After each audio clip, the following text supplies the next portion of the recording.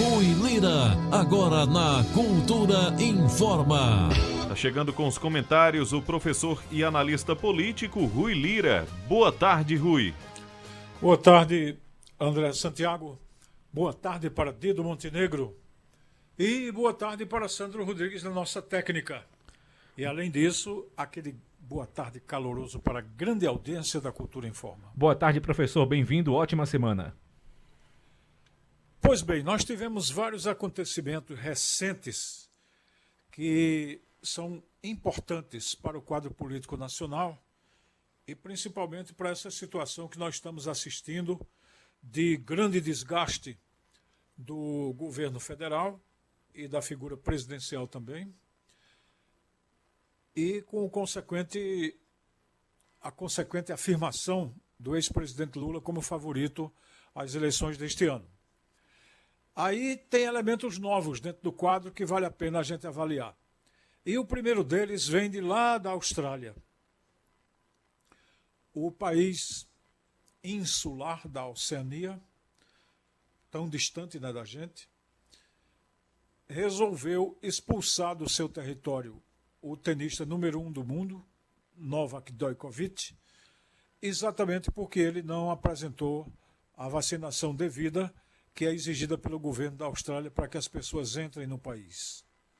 Não é um acontecimento qualquer. Não é, digamos assim, apenas uma notícia jornalística que possa referir, porque até teve mais 2 outros tenistas que não chegaram nem sequer a ser deportados porque não tiveram coragem de entrar na Austrália, mas também foram barrados pela mesma razão, não ter tomado a vacina contra a Covid. E o Djokovic, tudo indica, ainda mentiu, dizendo que tinha uma autorização, que tinha contraído a Covid anteriormente, mas nada convenceu uma corte superior de juízes que avaliou a decisão também de um ministro. E o fato é que Djokovic, com todos os seus quase 200 milhões de dólares de patrimônio, seu nome, sua importância, que é um grande tenista, é realmente uma figura importante no tênis mundial, uma celebridade, mas ele foi deportado como qualquer um que não tenha tomado vacina.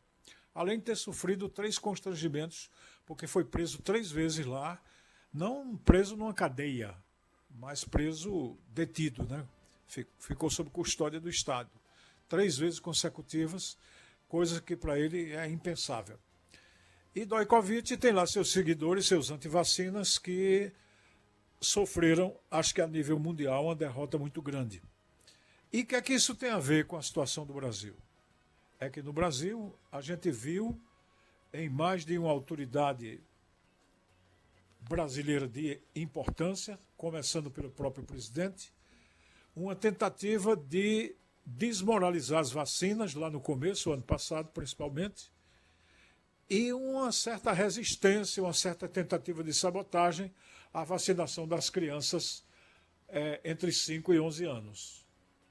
Mas a gente viu que, do mesmo jeito que Djokovic foi deportado lá, as posições do presidente Bolsonaro, dos seus ministros, tanto esse da saúde que está agora, como o anterior, essas posições foram amplamente derrotadas pela opinião pública.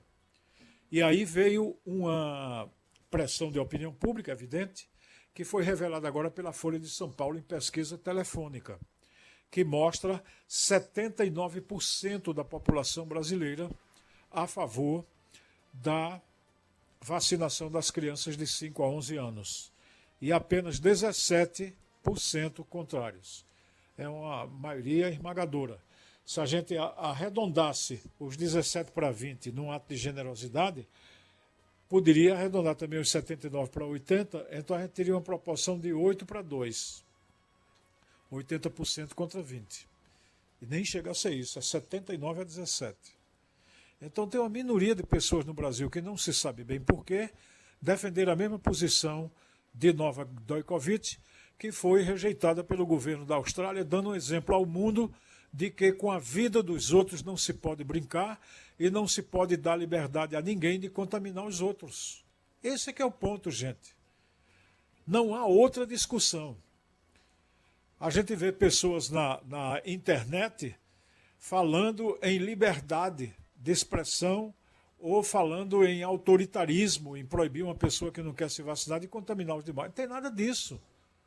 Tem nada disso. Isso é puxar a discussão para o lado. Isso é puxar o papo para onde ele não está. Qual é o papo central? A conversa central? A vida. A pergunta simples é essa: alguém tem o direito de colocar a vida dos outros em risco deliberadamente, conscientemente? Ou seja, qualquer pessoa pode encher a cara de cana, pegar um carro e sair pela rua dirigindo de maneira absolutamente irresponsável? Ou seja, ao beber e ao dirigir, ele assumiu o risco de matar as outras pessoas. Isso é correto? Isso é certo? Se isso é incorreto e é errado, porque coloca a vida dos outros em risco e é crime, cabe ao Estado punir quem tenta cometer homicídio. E a pessoa que não toma vacina deliberadamente e pode contaminar os outros e matá-lo, também está assumindo o risco de matar os outros. E esse é o único ponto que está em discussão. E por que é que a gente está fechando o foco? Porque não dá para negociar com a vida de ninguém. Eu não negocio com a minha vida, vocês não negociam com a vida de vocês, ninguém negocia com a vida. A gente quer a vida. E é evidente que se uma pessoa comete suicídio dentro do seu direito à liberdade, ele está atentando contra um direito assegurado a ele, que é o direito da vida, mas ele tem um grau de liberdade, mas ele atinge só ele. Agora, sair por aí sem máscara, sem vacina, como o presidente da República fez em mais de uma ocasião, e ministros e outras pessoas do governo dele fizeram, e outros seguidores estão querendo fazer, por uma obediência irracional, a um princípio irracional e homicida, aí isso aí é outra conversa. Isso aí é atentar contra as pessoas, contra os demais. E aí, quando a gente vê que somente 17 são contra a vacinação de crianças, a gente vê que o Brasil ainda tem um contingente, um conjunto de pessoas, 17% da população brasileira, muita gente ainda pensando um absurdo que é não só em matar os adultos, mas também matar as crianças. Porque quando alguém se coloca contra a vacina, você está, de certa maneira, assumindo que essas pessoas podem morrer depois de contaminadas. Isso aqui não é nem um exagero do comentarista, não. Isso é uma lógica. Se eu sei que a vacina salva, se eu sei que a doença mata e eu sou contra a vacina, eu estou admitindo que a doença mate por falta de vacina. Simples assim. Não tem muita conversa. Aí o que é que a opinião pública percebeu nessa pesquisa Datafolha e que eu acho que Bolsonaro deveria muito se preocupar com isso? 58% da população, nesses 58 estão os 79 também que querem a vacina para criança, 58% acham que Bolsonaro mais atrapalha do que ajuda quando se trata de vacinação de crianças. E aí 25% acham que ele não atrapalha, que ele até ajuda. Melhora um pouco o número para 25%, continua 1/4 apenas da população brasileira, mas 58%, que a gente poderia arredondar se quisesse, fazer arredondamento assim arbitrário para 60%, ou seja, 2/3 da população do Brasil acha que o presidente da República atrapalha. Vocês imaginem se no mundo todo, nesse momento, tem algum presidente da República nessa situação. E se isso não é uma coisa que ajuda a explicar a queda de popularidade, inclusive agora também nas redes da internet, acaba de sair notícia nesse momento, eu não vi os números ainda, mas Lula está na frente em termos de citações positivas, em termos de nome circulando dentro da internet. E Bolsonaro, pela primeira vez, agora está definitivamente perdendo, porque isso era uma tendência que vinha desde dezembro do ano passado e agora se consolida em janeiro. Então, Bolsonaro está definitivamente em baixa, também nas redes sociais, também na internet. Então, tudo isso aponta para uma coisa simples. As pessoas estão pensando, as pessoas estão entendendo que não é tolerável, que não é aceitável determinado tipo de conduta de nenhum político. Seja ele quem for, as pessoas rejeitarão. E como Bolsonaro acha que pode mais do que qualquer um, pode fazer o que quiser, note-se agora também que tem pesquisas também informando que ele sofreu um grande desgaste na frente dos evangélicos por aquela farra que ele estava fazendo recentemente lá em Santa Catarina, se divertindo em praia, dançando funk, numa posição que não condiz muito com a imagem de um presidente de república, e ele passou a perder também imagem no segmento evangélico. Então o povo está pensando, e quando está pensando, está escolhendo alternativa política diferente da alternativa que Bolsonaro já representou. E tudo indica que também nesse território e na economia do país são pouquíssimas as chances de Bolsonaro fazer qualquer reversão, qualquer mudança, qualquer alteração significativa nesse quadro que impeça que ele perca as eleições em outubro que vem. Esse é o cenário que está desenhado neste momento.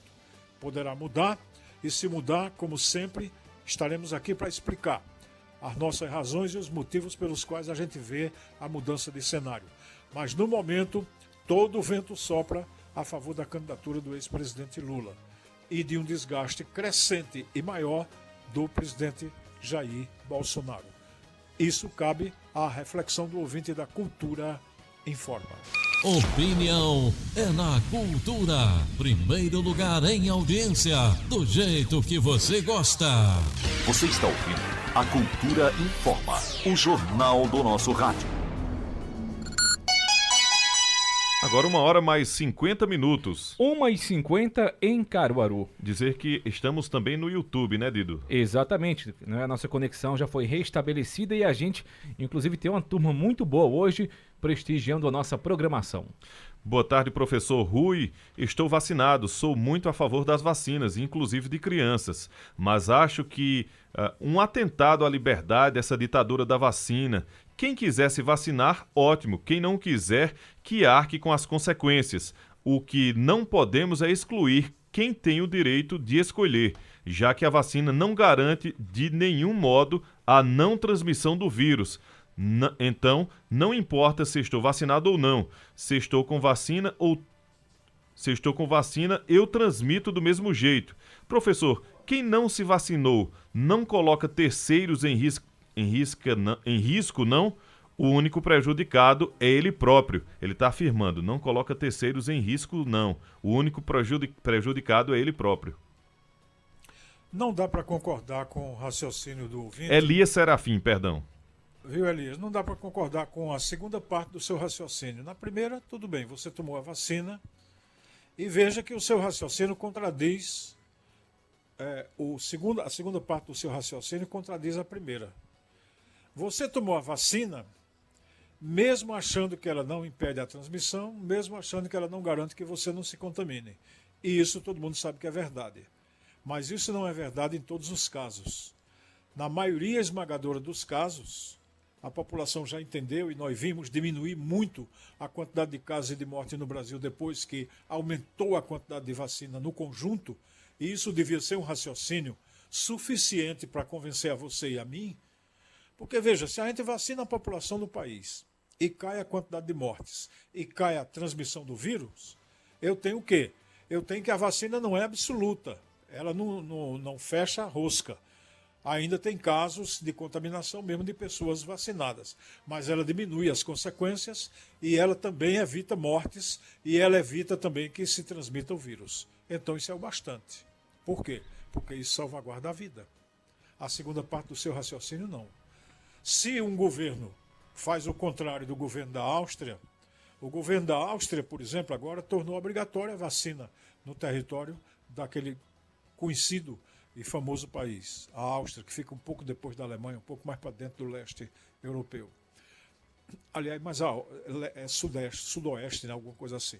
Então, a Áustria acaba de colocar a vacina obrigatória, porque será exigida da pessoa a comprovação. Como eu dei o exemplo aqui no último comentário, eu dei o exemplo aqui de uma vacina que eu tive que tomar de febre amarela para poder ir para o Mato Grosso. Eu estava em Brasília, para ir para o Mato Grosso eu tinha que tomar vacina e tomei a vacina.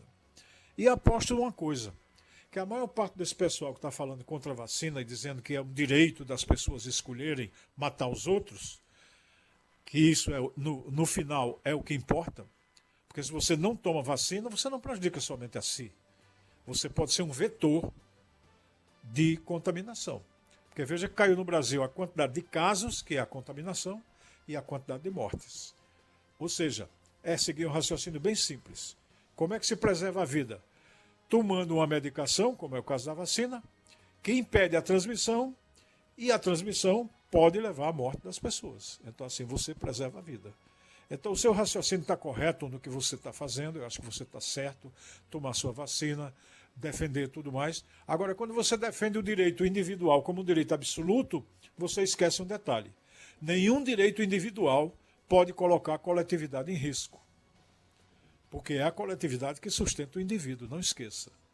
Você só está aí porque tem alguém operando a Rádio Cultura, porque tem a internet veiculando o meu comentário, tem uma pessoa aqui que sou eu fazendo uma coisa para você ouvir, tem os nossos amigos na retaguarda mantendo a estrutura de jornalismo da Rádio Cultura, e você, como ouvinte, está dependendo de toda essa rede. Para isso, as outras coisas, sua saúde, sua alimentação, sua educação, tudo que você é, depende da coletividade. Então ninguém pode atentar contra a coletividade. Isso tem um nome feio chamado, não estou dizendo que você está dizendo isso, tá? Nem de longe. Eu acho que você está fazendo um raciocínio que tem até algum sentido em alguns casos. A liberdade há que ser preservada, a liberdade de escolha, mas não nesse caso. Nesse caso, a liberdade de escolha individual absoluta, como Djokovic queria lá no torneio da Austrália, coloca em risco a vida dos demais e coloca em risco a norma social, que quer a vacina para preservar a saúde de todos. Então, o que é que vai acontecer lá na Áustria e na Itália, onde está obrigatório? A pessoa tem que apresentar o certificado de vacina, sendo adulto, ou pagará multas muito pesadas. Como você paga multa quando sonega imposto, quando deixa de pagar imposto de renda, quando deixa de pagar IPTU, vai pagar multa. Você não vai levar uma cacetada na cabeça, nem ser amarrado e ser vacinado na marra. Não, ninguém vai fazer isso. Isso não seria civilizado nem respeitoso. Mas você, como cidadão, vai responder pelo ato de você estar atentando contra a vida dos demais. Então, seu raciocínio, eu digo, está perfeito no começo, mas está contraditório no final. Trazer aqui o abraço do pessoal que está acompanhando a gente. Maria Sueli está acompanhando a gente pelo Facebook. O Louro de Malhada, né? O Louro também está acompanhando a gente aqui. Lourinaldo acompanhando a gente. Muito obrigado pela audiência. O Louro Salviano. Tem uma pergunta que eu achei aqui bem interessante do Josué Bezerra. Boa tarde a todos. Rui, qual a herança que o nome Bolsonaro deixará para os netos e bisnetos com as atitudes praticadas? A herança financeira será boa. Tem gente fazendo levantamento e não é só Bolsonaro pai, mas a família toda está cheia de imóveis e talvez de outros valores que não sejam do conhecimento público. Mas está se fazendo esse tipo de levantamento, como está se fazendo de Moro e de Dallagnol, porque eu digo a vocês, esse povo que não pensa nos outros, que é egoísta, que só toma medidas para prejudicar o coletivo e as maiorias pobres, que não liga para a dor e para o sentimento alheio, que debocha do sofrimento, da dor e do empobrecimento das pessoas, e que está se lixando para os demais, essas pessoas têm um outro Deus. Esse Deus é o dinheiro. Esse Deus é a riqueza. Esse Deus é a posse dos bens, é o luxo, é o esbanjamento, né? Você aparecer esbanjando, a prodigalidade, aquela coisa assim de estróina, né? Cara que se mostra com os bens que tem, etc. E isso a gente já viu mais de uma vez, inclusive naquela foto ridícula de Eduardo Bolsonaro com a esposa lá em Dubai, né? Posando com roupas de árabe, como se fossem sheiks ricos, que aquele é o sonho que eles têm na cabeça, de terem milhões e milhões de dólares. Então essas pessoas têm um Deus no dinheiro, e um dia esse dinheiro será descoberto. Assim como tentaram colocar pecha em cima de pessoas que nunca viveram atrás de dinheiro, viveram fazendo outras coisas na vida, assim a gente vai ver também, logo, logo, a realidade dessas fortunas que estão aí. Então, se a herança de Bolsonaro for essa, tudo bem. Agora, se o ouvinte fala da herança administrativa, é esse quadro que você está vendo aí. Um crescimento econômico pífio, uma economia inflacionária com alto desemprego, onde a esmagadora maioria da sociedade está submetida a duas humilhações. Uma, de um lado, de não ter trabalho, e de outra, de ter que conviver com auxílio ridículo também, de R$400, que não resolve nenhum tipo de problema, não paga nenhuma conta real das pessoas e não faz jus à cidadania e à dignidade do brasileiro. Então, se olhar pelo lado social, o Brasil empobreceu brutalmente. Se a gente olha pelo lado econômico, o Brasil também perdeu a posição que era de talvez quinta, sexta economia do mundo e hoje está transitando entre 13 e 14. Ou seja, o Brasil só andou para trás até esse momento. Então é provável que essa herança que vai ser bem debatida na campanha política, vai ser bem demonstrada, seja o legado que Bolsonaro vai deixar. Mas tem uma coisa, o Brasil é maior do que Bolsonaro e maior do que muita gente. E maior do que os detratores das pessoas sérias, das pessoas decentes que têm feito alguma coisa pelo povo brasileiro. Gente que quer dizer que todo político é igual e a gente sabe que não é. A gente sabe que Getúlio Vargas não foi igual a Collor, por exemplo. Como a gente sabe que Bolsonaro não é igual a Lula nem igual a Dilma. Tem diferenças. E é o povo que deve julgar e analisar essas diferenças. Não sou eu, como comentarista, que devo estar preocupado em obrigar você a pensar igual a esse setor, mas você faça a sua reflexão e faça o seu pensamento. Que o legado que Bolsonaro vai deixar é um legado trágico. Quer um exemplo só para fechar a conversa? A Petrobras vai privatizando mais de 200 bilhões de reais. Privatizando. E qual é o legado que fica para o povo? O preço dos combustíveis, o preço dos derivados que está aí. Só fez aumentar e crescer com a política privatista. A política de preços da Petrobras é para atender a interesses privados dos acionistas e não os interesses de uma empresa que é de controle do Estado, que é uma empresa que deveria zelar pelo povo, pelo conjunto. Então já isso demonstra exatamente a questão da sua parte, da segunda parte da sua pergunta, que é o legado que Bolsonaro está deixando para a gente.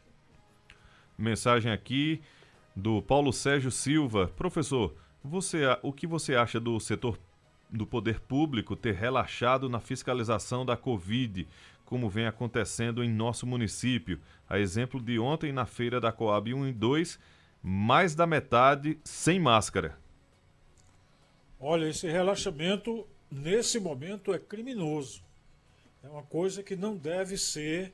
Acho muito bom que você coloque isso.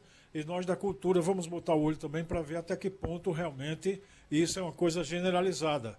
Pode ter havido uma falha local, a gente vai dar aqui o benefício da dúvida, porque nós entendemos que desde o início da pandemia, a Prefeitura de Caruaru se conduziu de maneira muito correta, na minha visão. Não só disponibilizou vacina, como fez a campanha devida, etc. Tal.